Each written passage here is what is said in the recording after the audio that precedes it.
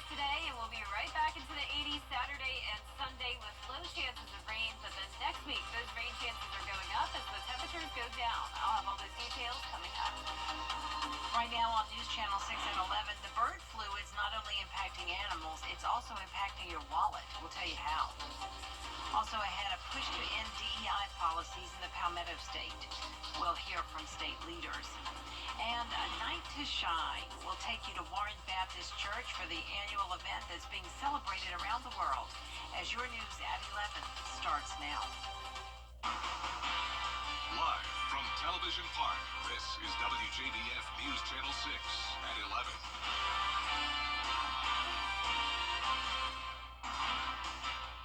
Good evening, everyone. I'm Jenny Montgomery. Thanks so much for joining us.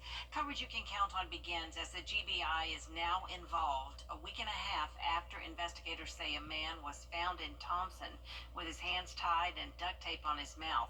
It happened January 27th on Washington Road at Lincolnton Road. McDuffie County deputies say the unidentified victim is a truck driver. He was covered in blood and severely assaulted and taken to the hospital for treatment. If you know anything about this case, call the number on your screen. You can remain anonymous. No suspect information has been released. Coverage you can count on continues as grocery shoppers are seeing the price of eggs skyrocket. It's because of a shortage caused by the bird flu. Graham Lee breaks it down. It's a viral infection that doctors call a cousin of the influenza virus, which can impact both animals and humans. The disease has certainly caught the attention of the Georgia Department of Agriculture. This is a really serious threat to our ag industry here in Georgia. It's a significant threat, and it's something that we take very, very seriously here at the Department of Agriculture.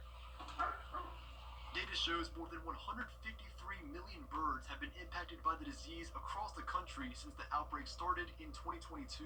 Here in the Peach State, the department has been working diligently to limit the spread. Only approximately 205,000 of that 150 million have been in the state of Georgia, the nation's leading poultry producer. So I think that really speaks to the efficacy of the work that our animal health professionals here at the department and across the state are doing in conjunction. As far as human health, the CDC reports the virus has infected 66 people so far, with one case out of Louisiana turning deadly last month. Dr. Jose Vasquez with Wellstar MCG says the bird flu could be easier to catch than you might think. For instance, in those people that maybe have what's called a backyard flock, a lot of folks have chickens in their backyards for eggs and whatever. If they get it, they could actually become infected with it. Vasquez says the only confirmed cases so far are workers at poultry farms and cattle ranches. While he calls the bird flu a mild illness, he says you should be cautious of certain animals in certain areas. If you have backyard flocks and you have animals that are dying or that have died, first thing they should do is they should call, the health department to see what should be done. And number two, handle those with care. Meaning if you have an N95, then use that, wear gloves, and then get rid of them, but hold them to see if the Department of Health or whoever is looking at them here, would want to take a look at them. Time now for a first check of the weather. Here's our chief meteorologist, Jenna Petracci. Well, we have a few isolated showers around the CSRA. One of them just moved through town, and now it's over into Aiken County. So here's a closer look at that one area of rain. Every other county in the CSRA is dry, but anywhere from North Augusta and just outside of New Ellenton, we do have these scattered showers, and some of it is producing some brief heavy rain at times as well. We certainly heard this at the station coming down just a moment ago, but right now on our Terry Lambert Hyundai Skyview cam, all of this rain is just to the south of the Amentum Center in Aiken, so it's still dry out there, with a couple people even walking around. So overall, a nice and mild night. Just like last night, our low temperatures only got down to the low 60s, so typically we're in the upper 30s this time of the year.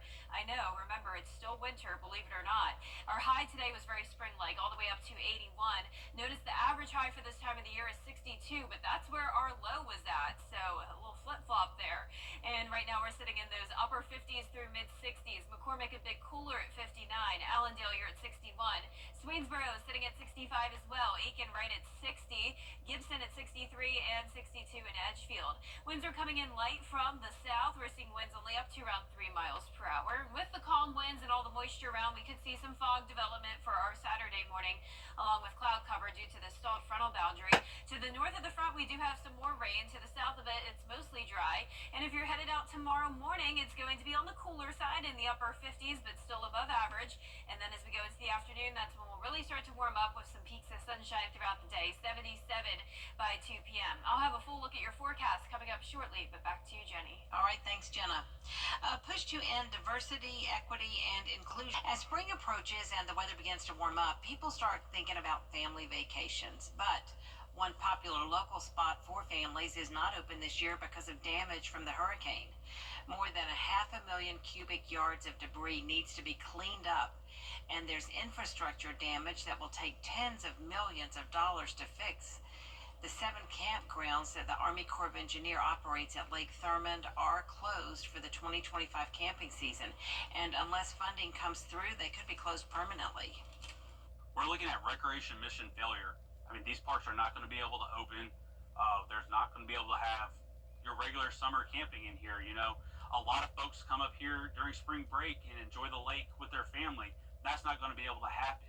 Folks who rent out their house during the Masters and come up here to camp in our campgrounds, they're not going to be able to do that now.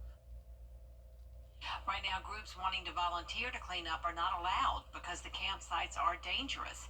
But if you want to help secure funding for cleanup efforts, you're encouraged to contact your elected leaders.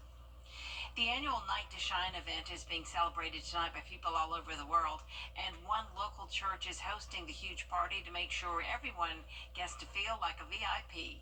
Isabella Moody has more. Night to Shine is for people ages 14 years and older with physical or developmental disabilities. This event not only gives them the prom experience, but a night they will always remember. You're going to come down the red carpet with paparazzi everywhere, screaming and getting autographs.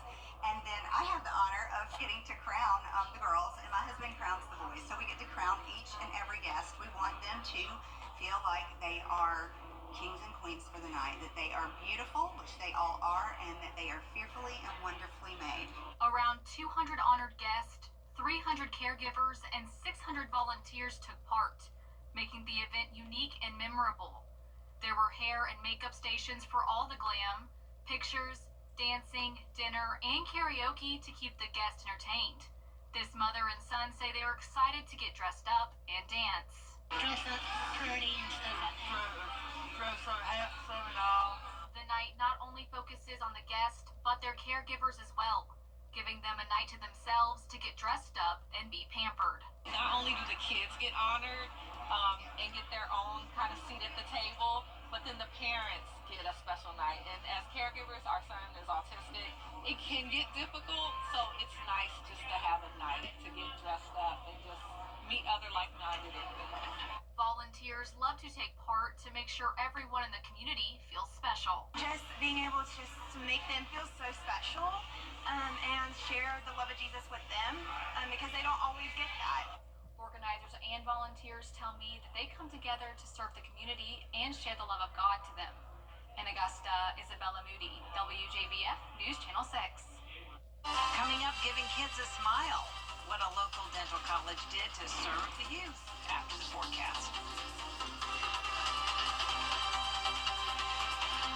And it's still early February, but it's feeling more like April. A very warm weekend with highs near 80 degrees. Low chances of rain for now, but next week will be cooler with the rain, and wedge-like conditions are expected to form. I'll have your full Vapor 6 forecast after this break. All right, so let's be... The News Channel 6 mobile app is now even better. Download it today. Now, your most accurate forecast with WJBF Live Viper 6. Welcome back. Just a little bit of rain we're tracking on this Friday evening, and all of that is in Aiken County. It's actually pretty odd looking. The entire area is dry, except for this one pretty large batch of rain, you could say. It's taking up around half the county, and that's just to the south of downtown Aiken from Burnett Town over towards New Ellington. Some pockets of heavier rain here and there, but other than that, we are dry. So this morning we did beat our previous record warmest low temperature. That was 62 degrees this morning. Average low this time of the year, 37. We are nowhere near that, and it's going to stay warm this weekend. But this is what we call full spring, right? I mean, we're all used to that living here in the southeast. You know what's next? Second winter, and then a third winter, and we're still a little bit until we get to the actual spring in late March. So the temperatures are going to be up and down, and even into next week, we may be feeling like winter again, and we'll get into that in just a moment.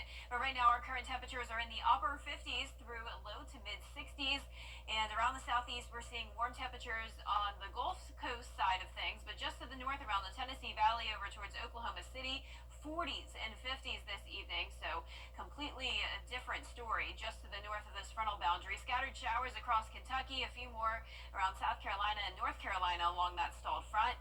But for us, it's looking pretty good out here. Here's a look at our Terry Lambert Hyundai Skyview cam. Despite the rain nearby here in Aiken, there's still some people out and about walking around. 65 degrees is where we're at right now. Light winds, and tomorrow morning we could see some fog along with a mostly cloudy start. I highly recommend headed out to the water this weekend. It will be a beautiful spring-like weekend with temperatures near 80. So here's your kayaking forecast for Saturday.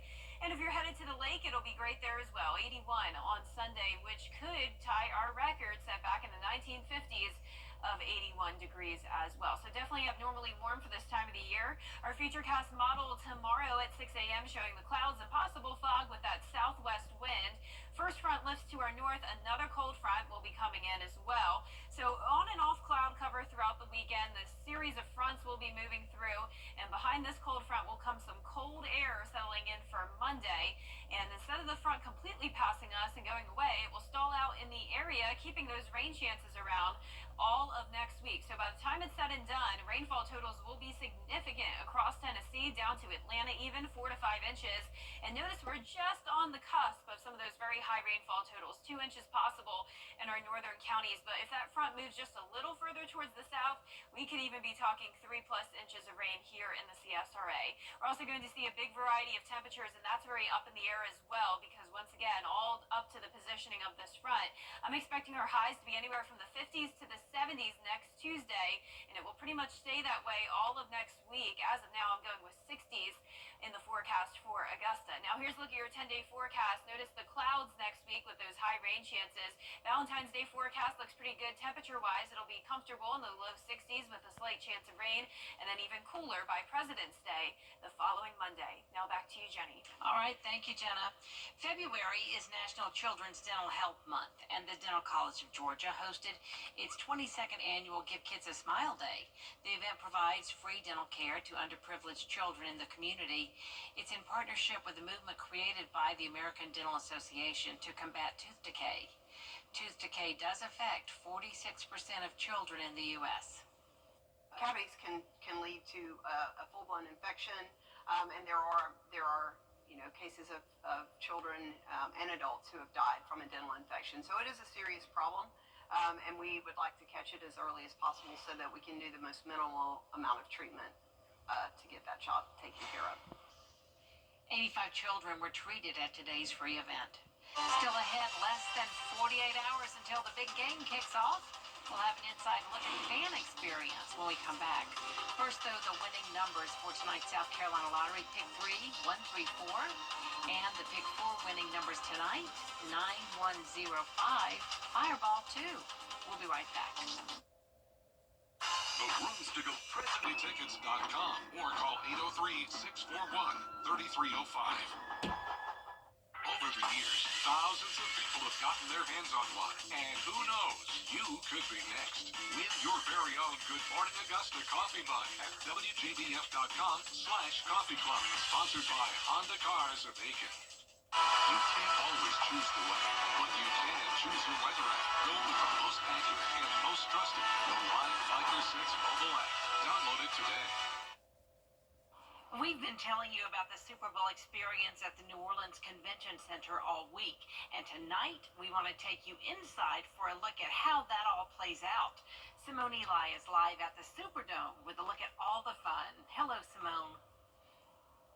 Good evening, Jenny. That's right. As we inch closer to kickoff here in the Big Easy, it's amazing to see how many people are so fired up for this NFL experience. There have been lines and lines of folks throughout the entire convention center gearing up for this big event. And want to take you inside of how cool this is inside of the convention center. This video earlier today, you can see there's fun for everybody. Big kids, small kids. I even took my son into there to enjoy several of the little skills competitions. And, eventually these kids, some of them want to go be NFL stars themselves. And they have a chance to see jerseys and helmets. And they can also buy merchandise, take a picture with the Lombardi Trophy. A little bit of something for everybody. I checked him out a little early school today and had my son, he's over there waiting to race. But I wanted to show him a good time. And I remember doing this when I was younger. And I know they're going to have fun. As you can see right now, she's having a blast. And the event will open tomorrow at 10 a.m. It's been pushed until later in the afternoon throughout the week so far, but it'll be an early start tomorrow. Tickets are going to be $40 per person. 12 and under is free, so quite a wonderful event here. And like I said, I took my son, just 3 years old. We ran through there for hours, then he took a very, very long nap. So it was very fun, and I also took a nap. So it will definitely wear out the kids, too, as you gear up for kickoff in New Orleans. Simone, Eli, I'll send it back to you. Yeah, what a very cool way to wear your son out, Simone. Great reporting all week. Thank you, and enjoy the big weekend. Thank you, ma'am. We're dedicated.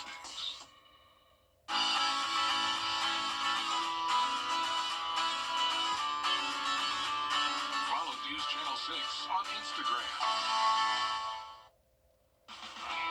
Now, WJBF sports coverage you can count on. The end of the high school basketball season is here with key matchups in our area. Starting out with the boys, Harlem Bulldogs hosting Cross Creek on senior night. The Razorbacks seeking their 24th win on the season. First quarter, Harlem's A.J. Williams drives straight to the hoop for two. Then Cross Creek with some beautiful ball movement. Rashad Tisby kicks out to Ty Hurd, who drains the three. But the Bulldogs answer right back. Jaden Futrell dishes to Horatio Schaffer for the reverse layup. Tisby for Cross Creek fighting his way through defenders, misses the layup, but then gets his own rebound. Cross Creek gets the dominant 73-44 win. Over to girls action, a battle of the Bulldogs as revenge-minded Butler traveled to take on Thompson in a region clash. This one was as advertised, especially in the first half. Denisha Hester with the corner three off the inbound. She had 16. Butler coming right back. Brayla Harris, no foul, but she gets the basket. Thompson up 4 after the first quarter, and it was tied at 23 at the half before Jada Kendrick shows up. She gets the layup in traffic here. Thompson turns it on in the second half. They take this one 51-35 in the last game of the regular season for both teams. Still in girls basketball, the North Augusta Lady Yellow Jackets hosting Airport on senior night. The Jackets jump out to a 23-3 lead in the first quarter and go on to rout Airport 64-16. Now the real story here is region dominance. You have to go back to January of 2016 to find the last time North Augusta even lost a region game. And Friday's win makes 89 straight region wins. Now, not bad for a team that's also won 5 state titles in the last 7 years. Coach Al Young's squad has 2 regular season games left before preparing to chase that 6th state crown.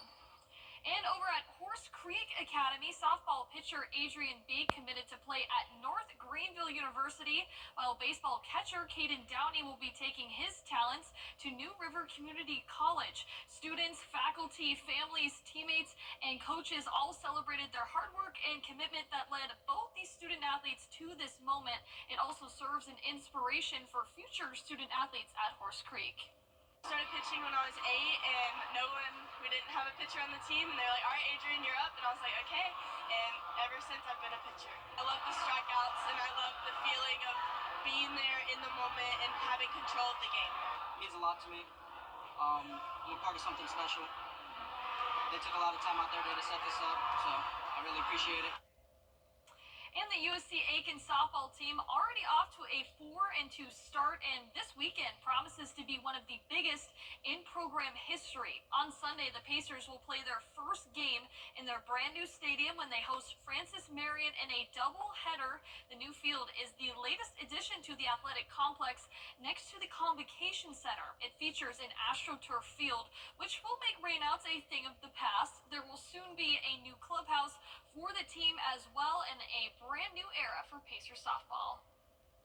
The permanent seating is not a bad seat for sure, with this clear full net backstop, easy parking. Our teams are going to benefit from a facility with synthetic turf that is not going to have a problem with rainouts. The only thing that should keep us from playing would be lightning.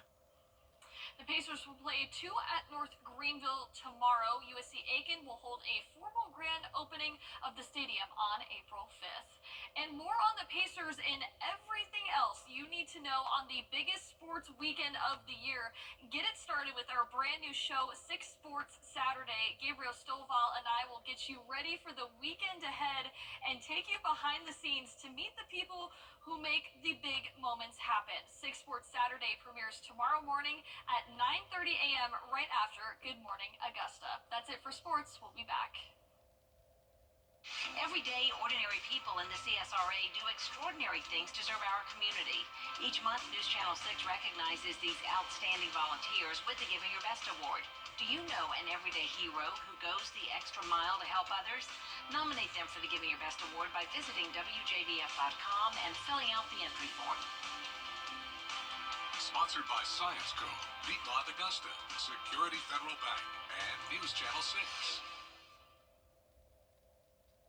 There's strength in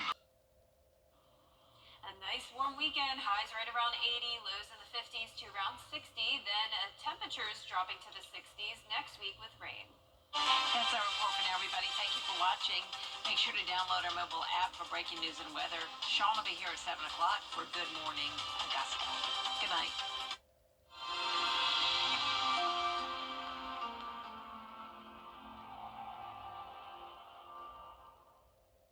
Some people hear that TV's #1 entertainment talk show is doing big numbers. Over 1,500 costumes, more than 100 stunts. Guess what, Mark? You are so wrong. 300 plus stars a year. Thank you so much for the warm welcome. And 15 Emmys. It's actually 16, humbly. Respectfully. Get on live to make your morning shine. weekday mornings at 9 on News Channel 6.